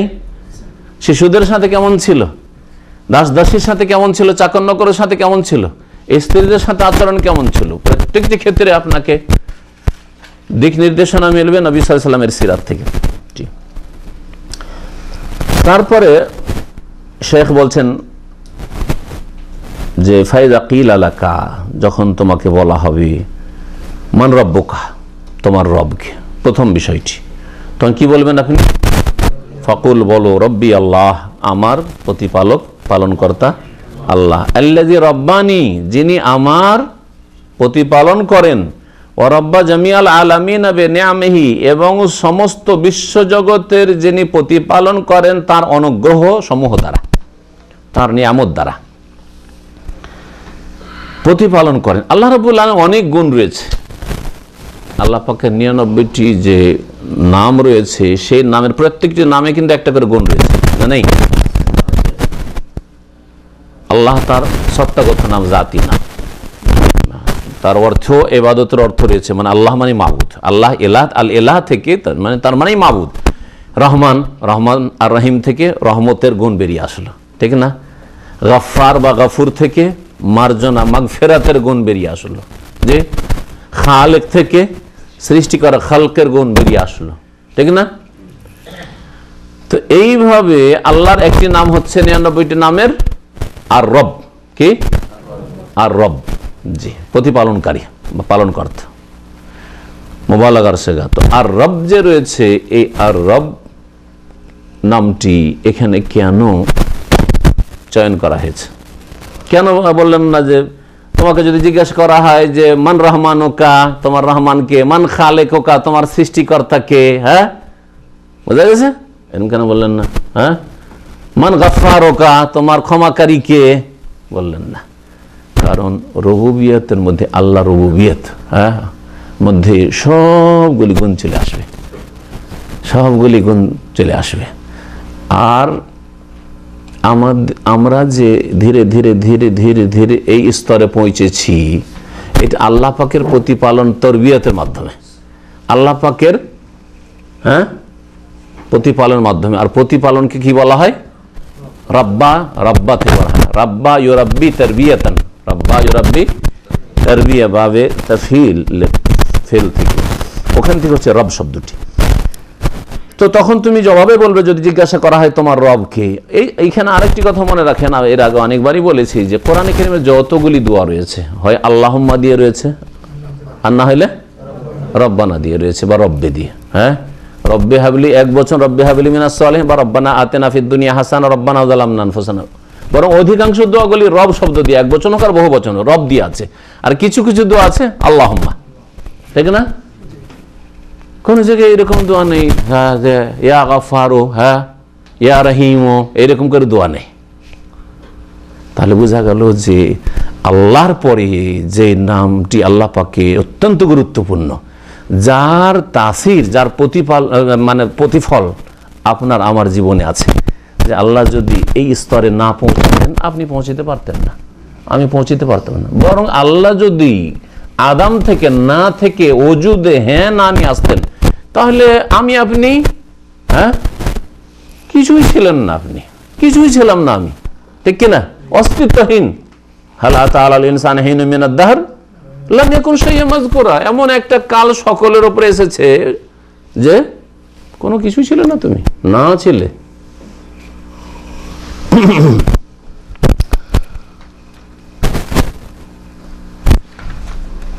ওয়া মাবুদি, আচ্ছা, যিনি প্রতিপালন করলেন তার ইবাদত করবেন না আর কারো করবেন?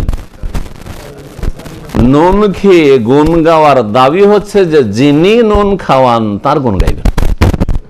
গুণ গাওয়া হচ্ছে ইবাদত করা, আর নুন খেয়েছেন মানে তিনি তরবিয়ত করেছেন, তিনি রব, জি, তিনি সৃষ্টি করেছেন। বোঝা গেছে?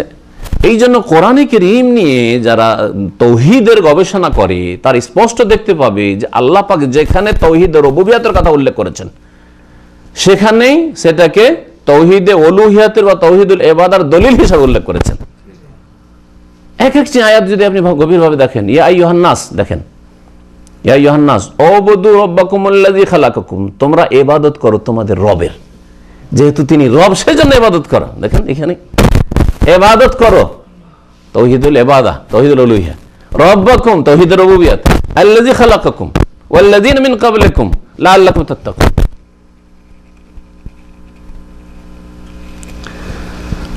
তিনি হচ্ছেন আমার মাবুদ, এই কথা আপনি বলবেন। লাইসা লি মাবুদুন সিওয়া, তার ছাড়া আমার কোনো সত্য উপাস্য নেই। এর দলিল কি? যে তিনি প্রতিপালনকারী। দলিল সূরা ফাতিহার প্রথম আয়াত, কোরআনে কারীমের প্রথম আয়াত বিসমিল্লাহর পরে। ও দলিল কওলুহু তাআলা, এর দলিল হচ্ছে, ভাষ্যকার বলছেন যে শেখুল ইসলাম মুহাম্মদ আব্দুর রহমতুল্লাহ আলাইহি যে দলিল হিসাবে সূরা ফাতিহার প্রথম আয়াত পেশ করেছেন আলহামদুলিল্লাহি রাব্বিল আলামিন, এটা কিসের দলিল? বলছেন যে সমস্ত সৃষ্টিকুলের প্রতিপালনকারী হচ্ছেন আল্লাহ রাব্বুল আলামিন, আল্লাহ রাব্বুল আলামিন। আলহামদুলিল্লাহি রাব্বিল আলামিন, যাবতীয় প্রশংসা সেই মহান আল্লাহর, যিনি আলামিনের প্রতিপালনকারী। আলামিন, আলামিন মানে কি? বিশ্বজগতের তো ভাব অর্থ। আমি শাব্দিক অর্থ বলছি। আলামিন বহু বচন না এক বচন? বহু বচন। তো এক বচন কি? আলাম। আলাম মানে কি? আলাম মানে জগৎ, আলাম মানে জগৎ, আর আলামিন মানে জগতের, হ্যাঁ, যতগুলি জগৎ সমূহ। তো কয়টা জগৎ আছে? হ্যাঁ, জগৎ একটা না দুটা? হ্যাঁ, কেমন করে বহু জগৎ? একটাই জগৎ দেখছি। হ্যাঁ, এই জমিন, জমিন, এই জমিন, সারা বিশ্ব, সারা বিশ্ব জগৎ মানে বিশ্ব, বিশ্ব তো একটা। হ্যাঁ, প্রত্যেকটা মাখলুককে, প্রত্যেক সৃষ্টিকে একটা করে জগৎ বলা হয়েছে এখানে। এই অর্থে আলামিন, যত সৃষ্টি রয়েছে প্রত্যেকটা সৃষ্টি একটা করে জগৎ। যেমন আমরা বলি পাখির জগৎ, হ্যাঁ, পশুর জগৎ, হ্যাঁ, এই বলছে না, এই ভাষাগুলো আমরা প্রয়োগ করি। তো সমস্ত আলামিনের প্রতিপালনকারী, জি। আকাশের জগৎ, জমিনের জগৎ, জি। পাহাড় এক জগৎ। তারপরে বলছে অকুল্লু মাসে আল্লাহ আলম, আল্লাহ ছাড়া যা কিছু রয়েছে আলাম, বিশ্বজগৎ। আল্লাহ ছাড়া যা কিছু রয়েছে তা হচ্ছে কি? আলাম। ওয়ানা ওয়াহিদু মিনান যালিকাল আলাম, আর এই বিশ্বজাহানের আমি একজন ব্যক্তি, আমি একটি সৃষ্টি। এ হচ্ছে শেখ মুহাম্মদ আব্দুর রহমতুল্লাহ আলাইহির কথা। এই সূরা ফাতিহা কি রয়েছে? রব্বুল আলামিন। রব্বুল আলামিন, আল্লাহ পাক রব্বুল আলামিন যে প্রতিপালন করেন তার নিয়ামত দ্বারা, তিনি সৃষ্টি করেছেন, তিনি মালিক, নিয়ন্ত্রণকারী, তিনি সবকিছু তার হাতে, আপনার সবকিছু নিয়ন্ত্রিত তার কাছে, সেটা চালু। আল্লাহ পাক রব্বুল আলামিনের নিয়ামতের শেষ নাই, তাই না?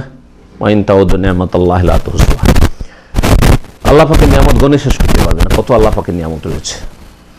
আলোচনাটি এখানে শেষ করে দিই সংক্ষেপে। বলছেন যে তারপরে যদি তোমাকে জিজ্ঞেস করা হয় ফাইযা কিলা বিমা আরাফতা রাব্বাকা, তোমার রবকে কেমন করে চিনলে তুমি? ফাকুল, বলো, বিআয়াতিহি ওয়া মাখলুকাতিহি, আল্লাহকে চিনলাম কি দিয়ে? তার আয়াত দ্বারা এবং তার সৃষ্টি দ্বারা। তার আয়াত দ্বারা আর তার সৃষ্টি দ্বারা। আয়াতকে আমি দুই ভাগে ভাগ করেছি, এর আগে ব্যাখ্যা হয়ে গেছে। আয়াতে কওনিয়া, সৃষ্টিগত আয়াত, আর আয়াতে কোরআনিয়া বা আয়াতে শরিয়া, বিধানগত আয়াত। সৃষ্টিগত আয়াত মানে আপনি আপনার নিজের দেহে দেখছেন বা আপনার চারিদিকে দেখছেন, এই দেখে আল্লাহকে জানবেন বা আল্লাহ অস্তিত্ব সম্পর্কে জানবেন। আর আল্লাহ পাকের কোরআনী আয়াত বা বিধানগত আয়াত, কোরআন এবং হাদিসের দলিল প্রমাণ দিয়ে আপনি আল্লাহ সম্পর্কে সব কিছুই জানতে পারবেন যে আল্লাহ পাক জানা ফরজ করেছেন। তারপরে আল্লাহ পাকের মখলুকাত দিয়ে জানা, আল্লাহ পাকের সৃষ্টিকুল দিয়ে জানা, কথা বলেছেন। আল্লাহ পাকের আয়াত এবং মখলুকাত দিয়ে জানা, এই মর্মে দলিল হিসাবে তিনি আয়াত পেশ করে অমিন আয়াতি কোরআনে কারীমে আল্লাহ পাক ইরশাদ করেছেন, আল্লাহ পাকের নিদর্শনাবলীর অন্তর্ভুক্ত হচ্ছে আল-লাইল ওয়ান নাহার, রাত এবং দিন, অশ-শামসু ওয়াল কামার, সূর্য এবং চন্দ্র। তাহলে রাত দিনের যে আবর্তন বিবর্তন, কখনো রাত লম্বা হয়ে যাচ্ছে, কখনো রাত একেবারে ছোট হয়ে যাচ্ছে, এটা কে করছেন? হ্যাঁ, কোন দেশে মাত্র কয়েক মিনিটের জন্য রাত হয়, সূর্য ডুবে আবার উঠে যায়। এমন আল্লাহ পাকের এই জগতে রয়েছে যে 6 মাস রাত 6 মাস দিন, কে করছেন? হ্যাঁ জি। তারপরে অশ-শামসু ওয়াল কামার, সূর্য চন্দ্র। আর এগুলো যে উপকারিতা, শুধু রাত থাকলেও জটিল হয়ে পড়তো, শুধু দিন থাকলেও অশান্তির শেষ থাকতো না। হ্যাঁ, সূর্য না থাকলে সূর্যের যতটা তাপ আমাদের জন্য উপকারী, ততটা না থেকে সূর্য যদি আরেকটু দূরে চলে যেত, তাপ কমে যেত, তাহলে বরফে আমরা মারা যেতাম। আর যদি আরেকটু কাছিয়ে দেওয়া হইতো তাহলে জ্বলে ছারখার হয়ে শেষ হয়ে যেতাম। বোঝা গেছে? তাহলে শুধু ওই সূর্য আর চন্দ্র না, এতে অনেক কিছু জানার রয়েছে।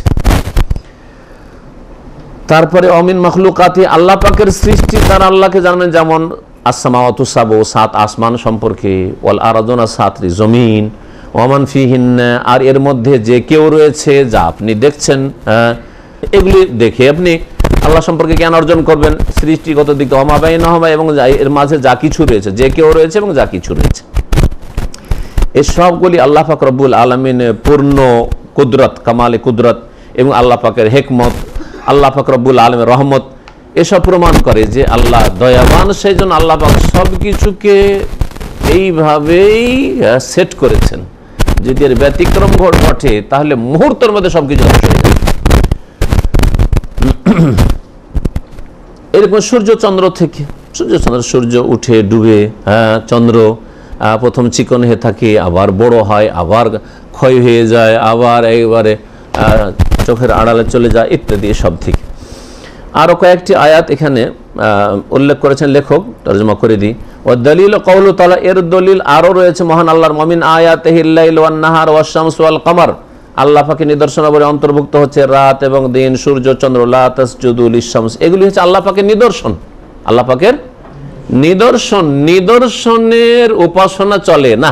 সুতরাং কেউ সূর্য পূজা করবে, চন্দ্র পূজা করবে, কেউ আগুন পূজা করবে না, এটা চলবে না। এগুলি আল্লাহ পাকের চেনার উপায়। সুতরাং লা তাসজুদু লিশ-শামসি ওয়ালাল কামার, তোমরা সূর্যকেও সেজদা করিও না, সূর্য পূজা করিও না, ওয়ালালিল কামার, চন্দ্র পূজাও করিও না, ওয়াসজুদু লিল্লাহিল্লাযী খালাকাহুন, সেই সত্তাকে সেজদা করো, সেই আল্লাহকে যিনি এগুলিকে সৃষ্টি করেছেন। ইন কুনতুম ইয়াহু তা'বুদুন, যদি তোমরা সত্যি একমাত্র তার ইবাদত করতে চাও। সূরা ফুসসিলাত আয়াত নম্বর 37। ফুসসিলাতের অপর নাম কি? হামিম সেজদা। মাশাআল্লাহ। ওয়া কাওলুহু তাআলা, আরো মহান আল্লাহর বাণী দেখো, ইন্না রাব্বাকুমুল্লাহুল্লাযী খালাকাস সামাওয়াতি ওয়াল আরদা ফি সিত্তাতি আইয়াম, নিঃসন্দেহে তোমাদের প্রতিপালক সেই আল্লাহ যিনি আকাশসমূহ এবং জমিনকে 6 দিনে সৃষ্টি করে। সুম্মাস্তাওয়া আলা আরশ, অতঃপর তিনি আরশে সমুন্নত। ইউগশিল লাইলা ওয়ান নাহার, রাতকে দিন দ্বারা ঢেকে দেন। রাতকে দিন দ্বারা ঢেকে দেন, বা রাত দিয়ে দিনকে ঢেকে দেন। হ্যাঁ, রাত দিয়ে দিনকে ঢেকে দেন। দিন তো আলো, আলো তখন বলতে হবে যে এটা উন্মুক্ত, আর ওর উপর যেন পোশাক দিয়ে যেমন ঢাকার মতো রাতের অন্ধকার কি করছে, আর উপর ধেয়ে আসছে আর ঢেকে দিচ্ছে। জি জি, তো রাতটা যেন দিনকে কি করছে, আচ্ছাদিত করছে, ঢেকে দিচ্ছে। ইয়াতলুবুহু হাসিসা, খুব দ্রুত, হ্যাঁ, রাত দিনের পিছু করে। ইয়াতলুবুহু মানে তাকে তলাশ করে, মানে ছুটে চলে, যেমন পেছন থেকে তাড়া করে, শত্রু তাড়া করে আসছে, ওই রকম যেন রাতের অন্ধকার তাড়া করে দিনের উপর আসছে, এসে কি করছে, ঢেকে দিচ্ছে। ওয়াশ-শামসা ওয়াল কামার, এবং চন্দ্র, ওয়ান নুজুমা, আর তারকারাজি, মুসাখখারাতিন বিআমরিহি, এগুলি আল্লাহ পাকের আদেশ দ্বারা নিয়ন্ত্রিত। আল্লাহ পাকের আদেশ দ্বারা নিয়ন্ত্রিত। আল্লাহ কোরআনে বলছেন, এই জ্ঞান দিচ্ছেন যেগুলি আল্লাহ পাকের নিয়ন্ত্রণে রয়েছে, এগুলি প্রাকৃতিক নয়। আল্লাহ এই কথা বললেন না যেগুলো প্রাকৃতিক, হ্যাঁ, এমনিতে হয়ে গেছে। মুসাখখারাত, আল্লাহ পাক এগুলো নিয়ন্ত্রিত। আল্লাহ পাক যেই ডিউটিতে এগুলিকে লাগেছে ওই ডিউটি করছে, এটা হচ্ছে আল্লাহ পাকের তাসখির, নিয়ন্ত্রণ।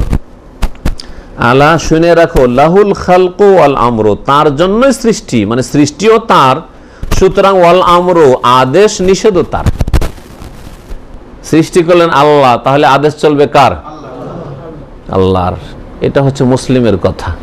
মুসলিমের কথা এই নয় যে সৃষ্টিকর্তা আল্লাহ, কিন্তু আইন চলবে পশ্চিমা আইন চলবে, কমিউনিস্টদের কাছে রাশিয়ান আইন চলবে, হ্যাঁ, মার্ক্সবাদ চলবে, এসব চলবে না। পুঁজিবাদ চলবে, সমাজবাদ চলবে, আর এই বাদ সেই বাদ চলবে। সব বাদগুলিকে বাদ দিতে হবে। যেগুলোকে ইজমবাদ বলা হচ্ছে বাংলায়, সেগুলোকে মুসলিম থাকতে হলে বাদ দিতে হবে। মুসলিম থাকতে চাইলে বাদ দিতে হবে, আর না হলে বাদকে মানলে ইসলামকে বাদ দিতে হবে। যারা বাদ মানুষের তৈরি করা আইন কানুন মেনেছে, তারা ইসলামকে বাদ দিয়েছে। আল্লাহ পাক বলছেন আলা, এটা মানে এখানে একটু থেমে আপনাকে একটু চিন্তা করতে হবে। আল্লাহ কি বলছেন? আল্লাহ লাহুল খালকু ওয়াল আমর, সৃষ্টিকার একমাত্র আল্লাহ। আল্লাহ সৃষ্টি করেন, তাই না? তাহলে আল্লাহ যখন সৃষ্টি করলেন, হুকুম কাজ চলবে। আরে আপনি ছেলের বাপ হিসাবে যদি আপনি বলেন যে তোকে আমি মানুষ করলাম, শুধু আমার বাড়িতে হুকুম চলবে, এই কথাটা আপনার বলার অধিকার হয়? অথচ আপনি কতটা বা করেছেন? যতটা বাপ হিসাবে করে অতটাই না করেছেন, না ওর বেশি কিছু করেছেন? অনেক সময় দেখা যাচ্ছে যে অনেক কিছু সাইড থেকে হয়েছে, কিছু মামার বাড়ি থেকে পেয়েছে, কিছু এই দিক থেকে পেয়েছে, কিছু সেদিক থেকে পেয়েছে, কিছু নিজেই হয়তো টিউশন করে অনেক ছেলেরা পড়াশোনা করেছে, বাপ গরিব সেই জন্য। তারপরে এখানে ক্ষমতা দেখাচ্ছেন যে হুকুম আমার চলবে, কারণ আমি তোকে মানুষ করেছি। সুবহানাল্লাহ। আর আল্লাহর হক নেই? জি। আলা, শুনে রাখো, লাহুল খালকু, সৃষ্টি তাঁর, ওয়াল আমরু, সুতরাং হুকুমও তাঁর। তাবারাকাল্লাহু রাব্বুল আলামিন, বরকতময় আল্লাহ। তাবারাকা শব্দটি আল্লাহর সাথে খাস, এই কথাটি শুনে রাখেন, কারণ এটা আলোচনাতে আমাদের হয়তো কোনো আসে। তাবারাক কি বলবেন? একমাত্র আল্লাহ, তাবারাক আল্লাহ। কোন সময় রাসূলুল্লাহ তাবারক, আল্লাহ তাবারক তারা বলতে পারেন, কিন্তু আর কারো চলবে না। অমুক ব্যক্তি তাবারক, চলবে না, চলবে না। এটা আল্লাহর সাথে খাস। যেমন রহমান নাম আল্লাহর সাথে খাস, খালেক আল্লাহর সাথে খাস, সৃষ্টিকর্তা, তেমনি তাবারাকা শব্দটি আল্লাহর সাথে খাস, যিনি একমাত্র বরকতের মালিক। তবে মানুষকে আল্লাহ সৃষ্টিকে যদি বলতে হয় যে তার মধ্যে বরকত রয়েছে, একেবারে বলা যাবে না? বলা যাবে, কিন্তু শব্দ আলাদা প্রয়োগ করতে হবে। মোবারক বলতে হবে, তাবারাক না। কি বলবেন? মাশাআল্লাহ, লোকটি মোবারক, মুবারক, মাশাআল্লাহ। এ ছেলে মেয়েরা মাশাআল্লাহ মুবারক, ভালো ছেলে, দিনদার ছেলে, মুবারক, মাশাআল্লাহ। এ রুজি, মাশাআল্লাহ, রুজি বা কাজকর্ম পেশা মুবারক, মাশাআল্লাহ, বরকতের। তো মুবারক বলতে পারবেন সৃষ্টির ক্ষেত্রে, মাখলুকের ক্ষেত্রে, কিন্তু তাবারাকা বলা চলবে না। এই জন্য কোরআনে কারিমে তাবারাকাল্লাযী নাযালাল ফুরকান, তাবারাকাল্লাযী জাআলা ফিস সামায়ে বুরুজা, তাবারাকাল্লাযী বিয়াদিহিল মুলক, সবগুলো আল্লাহর ক্ষেত্রে তাবারাক। কত আল্লাহ ছাড়া অন্যের ক্ষেত্রে তাবারাকা শব্দ ব্যবহার হয়নি। জি, তাবারাকাল্লাহু রাব্বুল আলামিন, বরকতময় আল্লাহ পাক রব্বুল আলামিন, যিনি বিশ্বজাহানের প্রতিপালক। সূরা আরাফ আয়াত নম্বর 54। এখানেই আমাদের আলোচনা আজকে শেষ করছি। একটি কথা গুরুত্বপূর্ণ বলবো, আর মনে রাখবেন, সেটা হচ্ছে যে মুতাজিলারা কোরআন কারীমকে আকীদার বিষয়, যারা ভালো একটু পড়াশোনা করেছে তারা হয়তো শুনেছেন, আর নাও শুনতে পারেন। তারা কোরআনকে কি বলেছিল? মাখলুক সৃষ্টি। কোরআনকে কি বলেছিল? মাখলুক সৃষ্টি বলেছিল। আহলে সুন্নাত ওয়াল জামাত তারা একমত যে কোরআন হচ্ছে কি? আল্লাহর সিফাত, আল্লাহর গুণ, আল্লাহর কালাম, আল্লাহর বাণী। আর আল্লাহর বাণী আল্লাহর গুণ, আল্লাহর সৃষ্টি নয়। কোরআনকে আল্লাহ সৃষ্টি করেননি, কোরআন হচ্ছে আল্লাহর কি? গুণ, সিফাত। সুতরাং আল্লাহর গুণ আল্লাহর সৃষ্টি হতে পারে না। সৃষ্টি যদি বলা যায়, তাহলে সৃষ্টির শুরু আছে, এক সময় ছিল না, সৃষ্টি হয়েছে। তাহলে আল্লাহর গুণ তাহলে কি হয়ে যায়? আল্লাহর গুণ তাহলে এমন হয়ে যায় যেটাকে তাদের ভাষা বলা হয় যে সেটা হাদিস, আগে ছিল না, কাদিম নয়। তাহলে বোঝা গেছে? যদিও এগুলো মুতাকাল্লিমদের ভাষা হাদিস আর কাদিম, সেই জন্য এগুলো সালাফে সালেহিনদের অনুসারীরা এগুলোকে বর্জন করে, কিন্তু বোঝানোর জন্য শব্দটা বললাম। এই জন্য যদিও কাদিম বলা যায় রয়েছে, কারণ একটি দোয়াই রয়েছে মসজিদে প্রবেশ করার সময়, আউযু বিল্লাহিল আযীম ওয়া সুলতানিল কাদিম। কাদিম শব্দটা রয়েছে হাদিসের দোয়াতে। তো যাই হোক, আল্লাহর সিফাতের ক্ষেত্রে কাদিম শব্দের ব্যবহার হয়েছে। আল্লাহর সিফাত যখন বলবো, তখন বলবো তার কোনো আদি অন্ত নেই, বোঝা গেছে? কিন্তু মাখলুকের আদি অন্ত রয়েছে, এক যুগে ছিল না, এসেছে, আবার শেষ হয়ে যাবে, ঠিক না?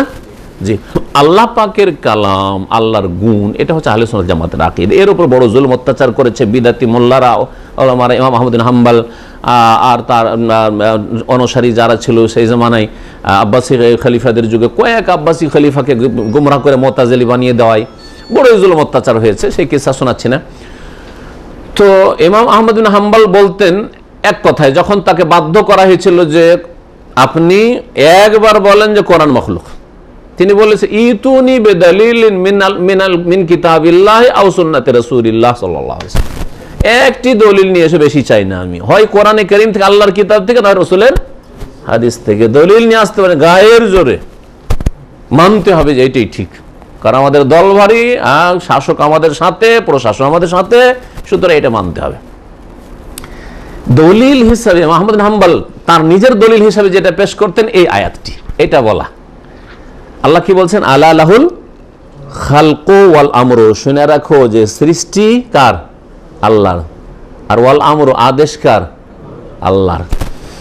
তো তিনি বলেছিলেন যে মুতাজিলাদেরকে জিজ্ঞেস করলেন, আচ্ছা বলো কোরআন হ্যাঁ আল্লাহর হুকুম কিনা? যদি আপনার জিজ্ঞাসা কোরআন আল্লাহর হুকুম কিনা, আল্লাহর আদেশ নিষেধ কিনা কোরআন, ঠিক ঠিক না? আমার মানে আদেশ নিষেধ, নিষেধটাও কিন্তু একটা আদেশ, ওটা নেগেটিভ আদেশ, করো এটা হচ্ছে পজিটিভ আদেশ, আর করিও না এটাও কিন্তু অর্ডার, কিন্তু এটা হচ্ছে নেগেটিভ অর্ডার। এই জন্য আমরটাও হচ্ছে আমর, আর নাহিটাও হচ্ছে আমর, ভালো, কিন্তু ওটা হচ্ছে নেতিবাচক আমর, ভালো করে শুনে রাখেন যুক্তিতে। তো আল্লাহ পাক রব্বুল আলামিনের আদেশ নিষেধ হচ্ছে কি? কোরআনে কারীম। তাহলে আল্লাহ পাকের কোরআন বা আল্লাহ পাকের কালাম হচ্ছে আল আমরু, ঠিক না? হ্যাঁ, আল আমরু। আর আল্লাহ এখানে পাশাপাশি দুটো জিনিসের কথা উল্লেখ করেছেন, আল খালকু ওয়াল আমরু। আর ওয়াও দিয়ে যখন আতফ করা হয় তখন আসল কায়দা হচ্ছে যে মাতুফ আলাইহির মাতুফে বৈপরীত্য থাকে, মানে আগেরটা আর পরেরটা একই জিনিস নয়, বোঝা গেছে? যেমন যদি বলি যা হেলালুন ওয়া জাকারিয়া, হেলাল এসেছে এবং জাকারিয়া এসেছে, তো যেই হেলাল সেই জাকারিয়া বুঝাবে কি না? হেলাল একজন আর জাকারিয়া আরেকজন, হ্যাঁ ঠিক কিনা? তাহলে দুটো ব্যক্তি আলাদা আলাদা, ঠিক না? তাহলে এখানে আল্লাহ ওয়াও দিয়ে বলছেন, আল্লাহ শুনে রাখো, লাহুল খালকু, সৃষ্টিকার আল্লাহর, ওয়াল আমর, এবং আদেশ নিষেধকার আল্লাহর। তাহলে বোঝা গেল যে যদি কোরআন আল্লাহর আমর হয় তাহলে খালক নাই, আমর হয় তাহলে খালক নাই। তোমরা বলছো যে কোরআন মাখলুক, আর কোরআনের আয়াত দলিল কি বলছে? হ্যাঁ, যে যদি কোরআনে কারীম আমরুল্লাহ হয় তাহলে খালকুল্লাহ নাই, আমরুল্লাহ যদি হয় তাহলে খালকুল্লাহ। বুঝতে পেরেছেন? এই একটা দলিল মনে রাখবেন যে কোরআন মাখলুক নয়, কোরআন হচ্ছে আল্লাহর গুণ, আল্লাহর আমর, আমরুল্লাহ খালকুল্লাহ নয়। দ্বিতীয় দলিল একটি দোয়া আপনাদেরকে শিখিয়েছিলাম সহিহ মুসলিমের, হয়তো কারো মনে আছে, আউযু বিকালিমাতিল্লাহি তাম্মাতি মিন শাররি মা খালাক। এখানে আশ্রয় নেওয়া হয়েছে আল্লাহর পূর্ণাঙ্গ কালেমার। তো কালেমা হচ্ছে আল্লাহ পাকের বাণী, তো আল্লাহর বাণী যদি মাখলুক হয় মুতাজিলিদের ভাষায়, তাহলে এই দোয়াতে শিরক শেখানো হয়েছে, কারণ কালেমার আশ্রয় গ্রহণ করা হয়েছে, বোঝা গেছে? আর কখনো নবী সাল্লাল্লাহু আলাইহি সাল্লাম শিরকিয়া দোয়া শিখাইতে পারেন না। তাহলে বোঝা গেল যে কালেমাতুল্লাহ হচ্ছে সিফাতুল্লাহ, আল্লাহর কালেমা হচ্ছে আল্লাহর গুণ, সেটা আল্লাহর মাখলুক নয়। সাল্লাল্লাহু আলা নবিয়িনা মুহাম্মদ ওয়া আলা আলিহি ওয়া সাহবিহি আজমাইন। টাইম লম্বা হয়ে গেছে বাইরে থেকে। পুরুষরা রূপার আংটি ব্যবহার করতে পারবে কি জিজ্ঞাসা করা হয়েছে? হ্যাঁ পারবে, স্বর্ণের নয়, রূপা চাঁদের আংটি ব্যবহার করতে পারবে, শুধু আংটি, আংটির বেশি না, বা চেন এই সময়।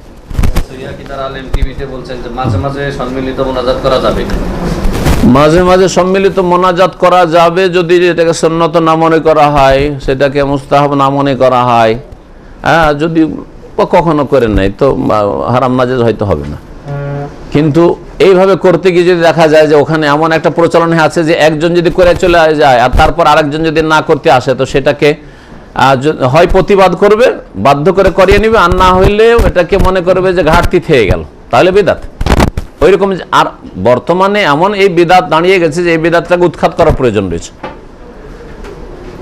কারণ যেই মসজিদে মোনাজাত করা অভ্যাস রয়েছে নামাজের পরে, সেই মসজিদে যদি মোনাজাত একদিন কেউ না করে, হয় মার খেতে হবে, আর যদি মারতে না পারে, হয়তো প্রভাবশালী লোক আছে, হ্যাঁ, মারতে না পারে, তাহলে কি করবে? বলবে যে নামাজটা আমাদের আজকে ঘাটতি থেকে গেল। আমাদের আঞ্চলিক ভাষা বলে আজকে নামাজটা আইন না লাগছে। হ্যাঁ, আমরা আইন না বলি, মানে লবণ কম হয়ে গেলে। এর উত্তর আমি দিয়েছি একটা যুক্তিতে। ওরা যেমন আইন না বলেছে, আমি বলে তোমার যেহেতু বেশি ঝাল খাওয়া অভ্যাস হয়ে গেছে, আর বিদাত হচ্ছে ঝাল, বিদাত হচ্ছে ঝাল।